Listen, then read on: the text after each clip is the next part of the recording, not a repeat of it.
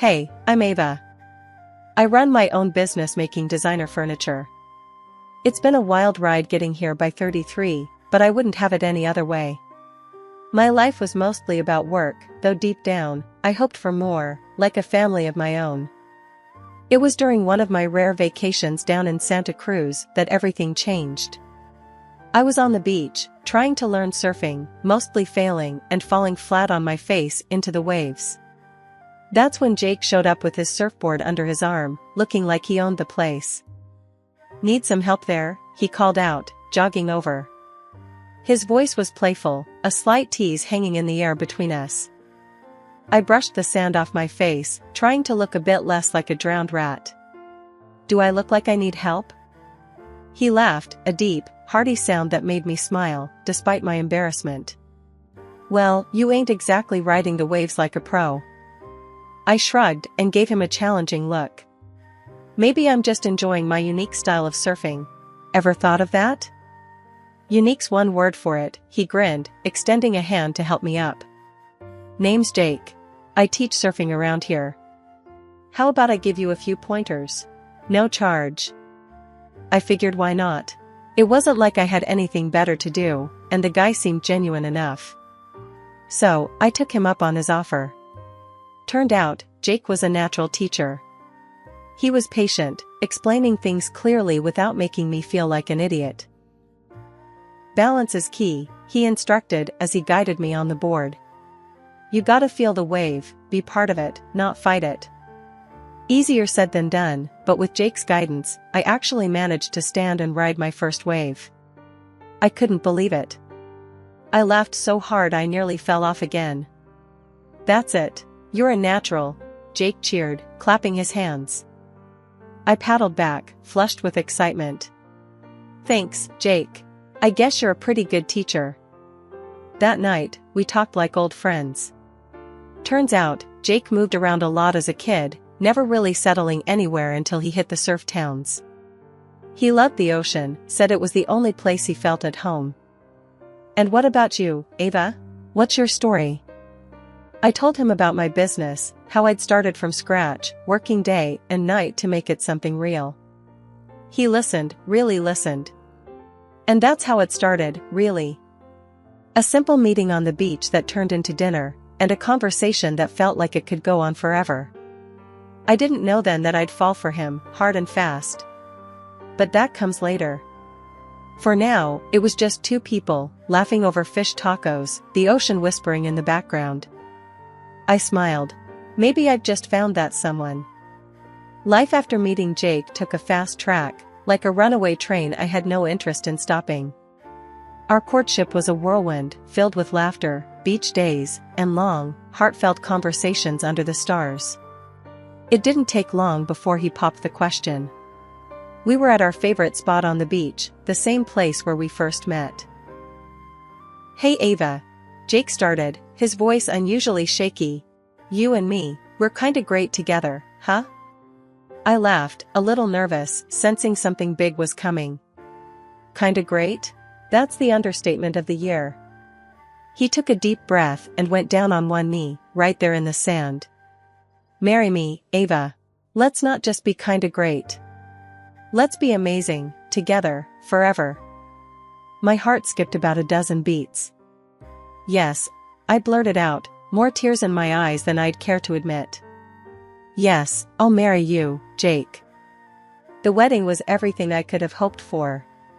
It wasn't large, just close friends and family at a small chapel near the beach. The reception was at a local hall, decorated with simple flowers and strings of lights that made everything feel magical. But as we settled into married life, I started to see sides of Jake I hadn't known before. He loved the finer things, expensive clothes, high-end gadgets, and soon, a sleek sports car that ate up more money than I wanted to think about. One evening, as I was working through some designs, Jake strolled into my office, a glossy brochure in hand. "Hey babe, check this out," he said, laying the brochure on my desk. I glanced at it, my stomach dropping as I saw the price tag on the car he was pointing at. "Jake, this is really expensive. Are you sure we can manage this right now?" He leaned back, a frown creasing his brow. Come on, Ava. You make good money, right? We can afford a little luxury. I sighed, knowing I'd regret it, but also not wanting to fight. Fine, but this is a big purchase. We should be careful with spending for a while. Trust me, babe, it's all under control, he assured me, but his casual dismissal of my concerns stung more than I expected. His parents, too, became a regular fixture in our lives. His mom, Marlene, and dad, Phil, were charming at first. They'd often come over, praising the house, the food, everything. But soon, every visit came with requests. Ava, dear, you have such good taste. Could you help us pick out some new curtains? We just don't know what to get, Marlene would say, her eyes darting around our living room appreciatively. Sure, I helped. I even paid, thinking it was no big deal, a way to make them feel welcome. One night, after they'd left from one of their many visits, I collapsed onto the couch next to Jake, exhaustion nipping at my heels. Your parents are really taking this family thing seriously, huh? He chuckled, not catching my tone. Yeah, they love you. You're like the daughter they never had. I bit my lip, not sure how to say what was on my mind without causing a rift. It's just, they expect a lot. Gifts, money, time. It's getting to be a bit much, don't you think? Jake's face hardened a little, his voice sharp. They're just being friendly, Ava. They like spending time with us, that's all. I wanted to argue, to tell him it felt like more than that, like we were a bank they could take from without asking. But I held my tongue, the words happy wife, happy life echoing ironically in my head. Jake's attitude toward having kids started to put a real strain on us. I always knew I wanted to be a mom, but Jake's insistence on having a son was something else. It wasn't just a wish, it was an obsession. One night, after dinner, we sat down in the living room, each with a glass of wine, trying to unwind. That's when I decided to bring up the topic again. So, Jake, do you really think it's that important to have a boy? I asked, feeling my stomach knot up. Jake looked up then, his expression serious. Of course, Ava. You know how important it is for me to have a son. Someone to carry on the family name, you know? But what if we have a daughter? I pressed, needing him to see my point of view. He shrugged, a bit too casually. We keep trying until we get a boy, I guess. The simplicity in his answer chilled me. And what, the daughters we might have aren't good enough? Ava, come on, don't start that, he sighed, rubbing his temples. It's not about good enough. It's about having a son. My dad's the same way, you know that. The conversation hung heavily between us, unresolved. It was the same every time. Jake wanted a son so badly that it started to overshadow everything else in our relationship. When we learned that natural conception was off the table, IVF seemed like our only option. I threw myself into the process, researching clinics and treatments. The day we went to the clinic to start the treatment, the air between us was tense. In the waiting room, Jake fiddled with the pamphlets on the coffee table, his knee bouncing up and down nervously. So, they can do that thing, right? Where they make sure we get a boy, he whispered, leaning close. I frowned. It's not that simple, Jake. And it's not exactly ethical to pick and choose like you're ordering a custom car. The strain only deepened once we were in the thick of IVF treatments. The hormones, the doctor's appointments, and the waiting were brutal. And through it all, Jake's impatience for a son grew into something ugly, a shadow over our marriage. When we finally got the news that we were expecting, I was over the moon. But Jake's first question cut through my happiness like a knife. Did they say if it's a boy? It's too early to tell, I snapped, hurt by his one-track mind.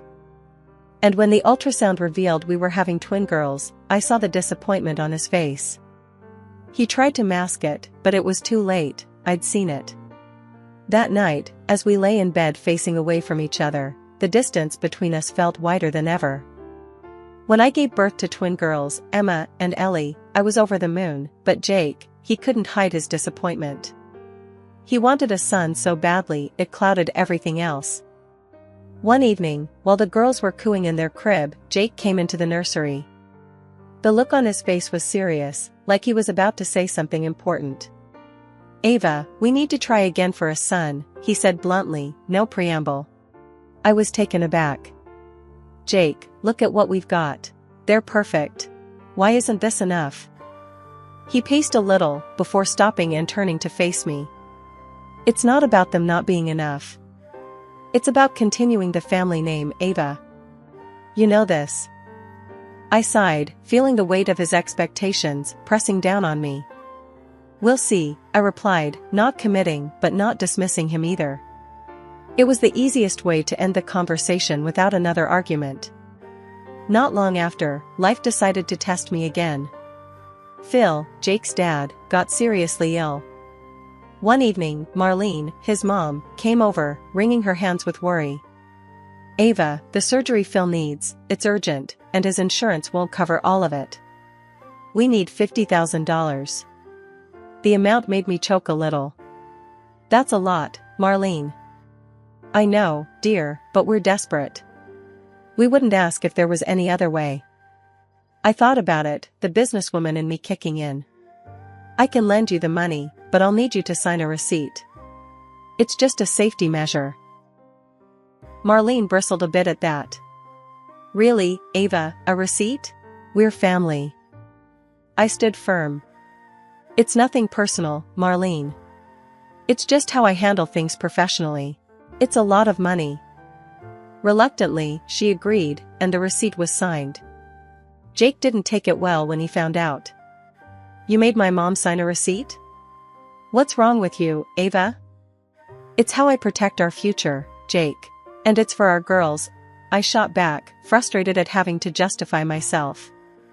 Things settled down a bit until the girls were about 6 months old. That's when I found out I was pregnant again, naturally this time. I was shocked and happy but scared to tell Jake. His reaction was just as I feared. "A son, Ava. It has to be a son. I don't need another girl," he said coldly when I told him. Months later, I gave birth to another beautiful girl. I named her Mia. Jake didn't come to the hospital, not even to see Mia, or help me home. I ended up taking a taxi, 1,000 worries in my head. When I got home, the house was quiet except for the sound of the babysitter in the nursery. Jake wasn't there. He came back the next day, looking like he hadn't slept at home. "Where were you?" I asked, my voice tight with a mix of anger and despair. "Out," was all he said, walking past me like I wasn't even there. He didn't even glance at Mia, his own daughter. The hurt from that cut deeper than anything else. Here I was, trying to keep our family together, and there he was, pulling further away every day. It was clear to me then that something had to change. Things had been rough since Mia was born, and they weren't getting any easier. Jake was hardly ever home, always at work, or so he said, and whenever he was around, he was distant, detached. Our financial arrangement had become a sore point. He stopped contributing to the household, saying, "You make enough for both of us, Ava. Handle it." Trying to discuss our issues felt like talking to a brick wall. He'd come home late, often just as I was putting the girls to bed, avoiding any real conversation. Even my in-laws added to the strain. Marlene would come over, not to see the girls, but to ask for favors or gifts. "Ava, dear, could you help me pick out a new microwave? You always choose the best appliances," she'd say, her compliments thinly veiling her true intentions. She barely glanced at her granddaughters playing on the floor beside her. Phil, after recovering from his surgery, didn't hold back his thoughts either. During one of his rare visits, he said bluntly, "We hoped for a grandson, Ava. These girls, they're fine, but a boy would have been better." But the real shock came when Jake stumbled in one night, looking more frazzled than usual. His face was pale, his hands shaking. "Ava, I screwed up. Big time," he blurted out, sinking onto the sofa with his head in his hands. "What happened? Talk to me, Jake." "I lost money, a lot of it. At the casino. I've got creditors on my back now. They're not the kind of people you can just brush off," he admitted, his voice laced with panic. Fear gripped my heart, not just for our financial security, but for his safety. How much, Jake? 25,000, he whispered. Despite everything, my instinct was to protect him, our family. Okay, we'll handle this. But you have to promise me, no more gambling. Ever. I swear, Ava. No more gambling. I can't lose you, or the girls. So, I did what I thought was necessary. I transferred $25,000 to clear his debts. After that, Jake's demeanor changed overnight. He was home more, engaged with the girls, constantly showering me with affection and gratitude. You saved me, Ava. I don't know how to thank you enough, he'd say, kissing me goodbye in the mornings. Things had been looking up for a while, with Jake seemingly back on track and us spending more time as a family. I actually started to believe that maybe we had turned a corner, that maybe everything would be alright. But that hope shattered the night Jake didn't come home. I stayed up all night, pacing the floor, trying his phone over and over, but it just rang out. No answer. My mind raced with all sorts of dreadful thoughts. Had something happened to him? Or was it something else? By the time he walked through the door early the next morning, my relief turned to anger the moment I saw him casually stroll in and head straight to bed without so much as an explanation. Where have you been all night? I demanded, standing in the doorway of our bedroom. He mumbled something incoherent and pulled the covers over his head. Tired, talk later, he said, his voice muffled by the pillow. No, we're talking now, Jake. You can't just disappear and not expect me to worry. But he was already snoring, completely oblivious to my panic or anger. That was the last straw. I decided then and there that I needed to know what was really going on. The next day, I hired a private detective. A week later, the detective came back with news that crushed whatever was left of my trust. Jake had a mistress, and she was pregnant. Pregnant with a son. The irony of it stung like salt in a wound. But what cut even deeper was learning that the $25,000 I gave Jake to cover his supposed debts hadn't gone to any creditors. Instead, he'd bought his mistress a new car, a thank you present for carrying his son. I was seething with rage when I called Marlene, my mother-in-law, hoping for some semblance of support. Marlene, Jake has a mistress, and she's pregnant. And he bought her a car with the money that was supposed to pay off his debts, I said, my voice shaking with fury and disbelief. There was a pause on the other end of the line. Then, Marlene's voice, cold and sharp, came through. Well, maybe if you had given him a son, he wouldn't have needed to look elsewhere. I couldn't believe what I was hearing. Are you blaming me? For not having a son? That's why you think it's okay for your son to cheat? He needs an heir, Ava. It's important for men in our family to have a son, she insisted, as if that justified everything. So my daughters mean nothing? Is that it? I was nearly yelling now, my heart pounding in my chest. Ava, you need to calm down and stop overreacting. It's not the end of the world. You just need to take better care of yourself, be more attractive, maybe then my son wouldn't need to go elsewhere. The call ended with her hanging up on me, leaving me stunned and furious. The betrayal from Jake was one thing, but the betrayal from someone I considered family was too much. It was clear to me now that Jake and his family would never change. They'd chosen their path, and I needed to choose mine. Revenge wasn't a path I ever thought I'd take, but at that moment, it felt like the only way to reclaim some semblance of dignity. My next calls were to my lawyer, Claire, known for her no-nonsense approach to family law. Claire, I'm through being the understanding wife. It's time to push back, hard. I want full custody, and I want him to pay for what he's done, I told her, my voice steely. That evening, when Jake came home, I was ready for him. The moment he walked through the door, I could see the arrogance in his stance, completely oblivious to the storm that was about to break. Jake, we need to talk, I said, my voice calm but firm. He smirked, tossing his keys on the table. What's up? Another lecture about how I should spend my time? No, not a lecture. I know about your mistress, and the child. I'm done. Here, I said, pushing the divorce papers across the table to him. I've signed them. It's over. His smirk vanished, replaced by a frown. You're serious? Look, I'm tired of this life too. Your constant nagging, the kids screaming. I was going to leave anyway. Good. You should leave. But first, the car keys. You'll return the car and the $25,000 you spent on your girlfriend. It wasn't your money to spend, I demanded, my tone unyielding. He scoffed. Come on, Ava, be reasonable. I need that money for my son. You can't do this to me. You can't just strip me of everything. That's exactly what I'm going to do. And I'm adding a lawsuit for the emotional distress you caused. You and your mistress will both pay, I declared, the finality in my voice echoing in the room. The legal battle that followed was intense.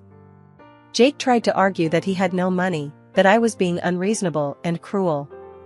But the evidence was stacked against him, the transactions, the messages, his continual deceit. It was all laid bare for the court to see. The judge was stern as he handed down the verdict. Mr. Thompson, it seems you've not only breached the trust of your marriage, but also misused funds for personal gain at the expense of your family. You are hereby ordered to pay $20,000 in damages to Mrs. Thompson, another $20,000 from your mistress, and $400 per month per child in alimony. Jake's face during the ruling was a picture of shock and defeat. Forced to take out a loan, he had to scramble to cover the payments ordered by the court. The courtroom drama had barely settled when my in-laws decided to confront me. They stormed into my house like a hurricane, blaming me for everything under the sun. You've destroyed our family and ruined our son, Marlene shouted, waving her arms dramatically. Phil chimed in, his voice just as accusing. You took everything from him, made him out to be a monster. I listened quietly, letting them vent their anger and frustration. They hurled insult after insult, but I stood my ground, the calm in the storm. After they had exhausted their tirade, I calmly pulled out the receipt for the $50,000 I had loaned them for Phil's surgery. You owe me $50,000. I was generous then, but now I need that money back. Their anger turned to panic. We don't have that kind of money, Ava. We're old, we're not working, Marlene pleaded, tears starting to form in her eyes. That's not my problem. You signed an agreement. You owe me this money, I stated firmly, my resolve unshaken by their distress. Seeing that I wasn't backing down, Phil resignedly nodded. We'll find a way. We'll pay you back. True to their word, they took out a loan to pay me back and had to return to work to manage the payments. It was tough for them, but it was the consequence of their actions and decisions. Life settled into a new rhythm after that. I focused on raising my daughters and running my business. Despite the challenges, I never regretted standing up for myself. My girls were thriving, growing more beautiful and intelligent each day, and my business was doing well, giving us a comfortable life. Jake's fate turned out quite differently. Burdened by debt and unable to keep up with the financial demands of his actions, he was forced to work multiple jobs. He left his mistress after she gave birth to a daughter, not the son he so desperately wanted. The irony of it wasn't lost on me, but I felt no pleasure in his misfortunes. Months later, a knock came at my door. It was Marlene and Phil, looking older and more worn than I remembered. Ava, we've been thinking a lot about what happened. We're sorry, Marlene started, her voice trembling. Phil nodded, his eyes avoiding mine. We miss the girls. We were wondering if, maybe we could see them? I looked at them, seeing the genuine regret in their eyes, but the pain they had inflicted was too deep, and their betrayal too significant. I appreciate your apology, I began, my voice steady. But I can't let you back into our lives. Not after everything. The girls are doing well, and we're moving on. It's better this way. Marlene's eyes filled with tears, and Phil placed a hand on her shoulder. We understand. We wanted to try, Phil said, his voice thick with emotion. I wish you the best, but please respect our wishes and give us our space," I replied, closing the door gently but firmly. Turning back to my home, to the laughter of my daughters playing in the living room, I felt a profound sense of peace. We had come through so much, their little faces reminders of why every struggle was worth it. I had made tough decisions, but they were the right ones for us.